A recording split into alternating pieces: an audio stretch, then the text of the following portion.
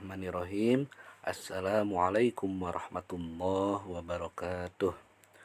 Apa kabar anak-anakku semuanya? Alhamdulillah, subhanallah, masya Allah, tabarakallah. Alhamdulillah, summa alhamdulillah, bertemu lagi dengan Pak Rijal pada mata pelajaran Al-Quran Hadis. Mudah-mudahan kalian semuanya dalam keadaan sehat walafiat dan bisa mengikuti pembelajaran jarak jauh ini dengan baik. Masih menerangkan pelajaran 1, yaitu memahami surat Al-Alaq ya. Saja mengulas yang pertemuan sebelumnya, yaitu tentang surat Al-Alaq. Yang pertama yang akan dibahas adalah mengenai surat Al-Alaq tersebut. Kita lafalkan, kita bacakan sama-sama ya. Insya Allah kalian pasti sudah hafal. Mari kita bacakan sama-sama dengan tajwid yang benar, sesuai dengan makhorijul huruf yang benar ya. Boleh perhatikan slide-nya atau boleh juga dilihat di buku paket Quran Hadis. A'udzu billahi minasy syaithanir rajim. Bismillahirrahmanirrahim. Iqra bismi rabbikal ladzi khalaq. Khalaqal insana min 'alaq. Iqra wa rabbukal akram. Alladzi 'allama bil qalam. 'Allamal insana ma lam ya'lam. Kalla innal insana layatgha ar-ra'ahu istaghna. Inna ila rabbikar ruj'a. Ara'aital ladzi yanha 'abdan idza shalla. Ara'aita in kana 'alal huda aw amara bittaqwa. Ara'aita in kazzaba wa tawalla. Alam ya'lam bi anna Allah yara. Kalla la'in lam yantahi lanasfa'an bin nasiyah. Nasiyatin kazibatin khati'ah. Falyad'u nadiyah. Sanad'u zabaniyah. Kalla la tuti'hu wasjud waqtarib. Shadaqallahul adzim. Kemudian berikutnya mengenai terjemah surat Al-Alaq ayat 1 sampai 5 ya. Parjal hanya membahas atau menerangkan terjemah dari surat Al-Alaqnya ayat 1 sampai 5 saja ya. Ayat pertama itu artinya adalah bacalah dengan menyebut nama Tuhanmu yang menciptakan ya. Kemudian terjemah ayat kedua, dia telah menciptakan manusia dari segumpal darah. Khalaqal insana min 'alaq.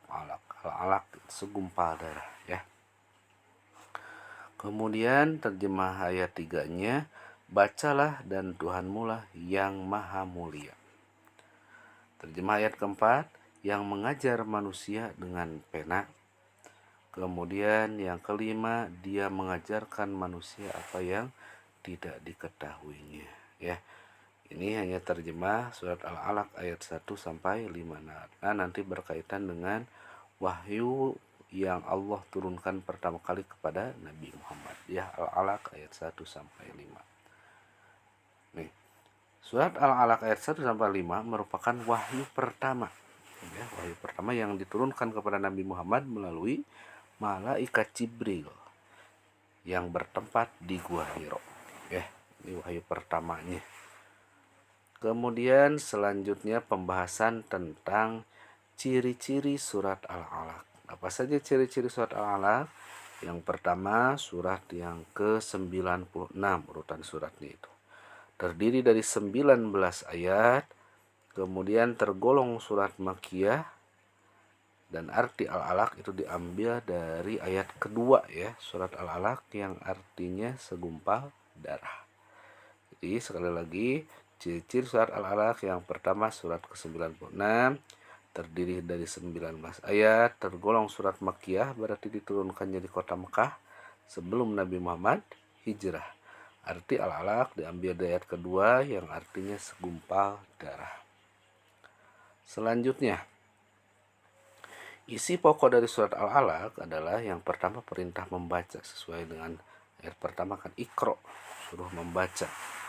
Kemudian manusia diciptakan dari segumpal darah, pena sebagai alat untuk mengembangkan pengetahuan, manusia yang melampaui batas karena merasa cukup, ancaman Allah kepada orang-orang kafir yang kaum muslimin menjalankan perintahnya. Ini kurang lebih isi pokok dari surat Al-Alaq. Ya. Berikutnya ada kandungan surat Al-Alaq. Nih, kandungan surat Al-Alaq ayat pertama itu tentang perintah untuk membaca ayat qauliyah.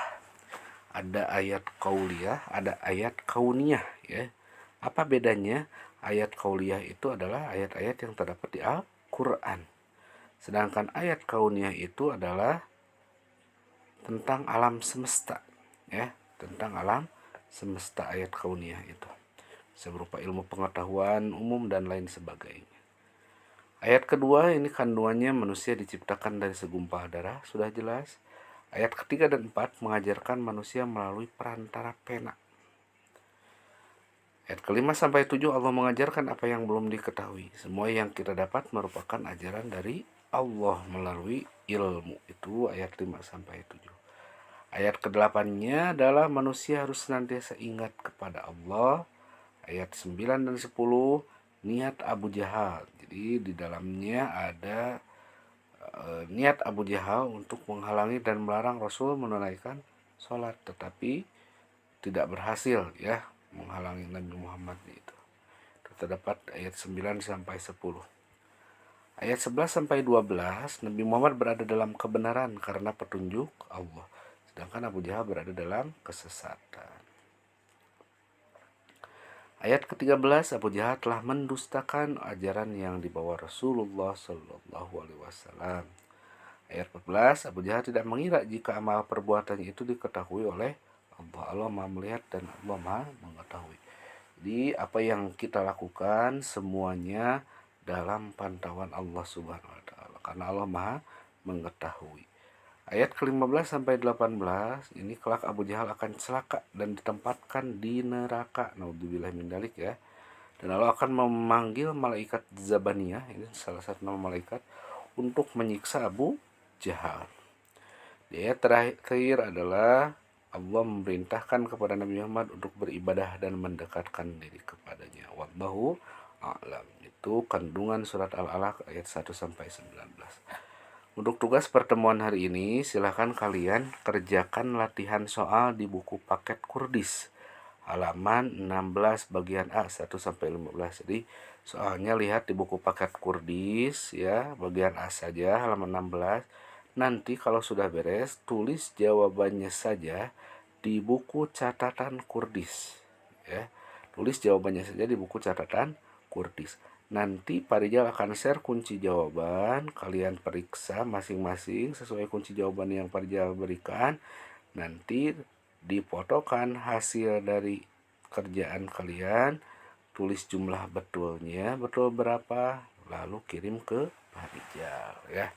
Hanya itu yang dapat Pak Rijal sampaikan. Mohon maaf apabila ada salah-salah kata. Terima kasih. Wabillahi taufiq wal hidayah. Wallahul muwaffiq ila aqwamit thoriq. Akhirul kalam. Wassalamualaikum warahmatullahi wabarakatuh.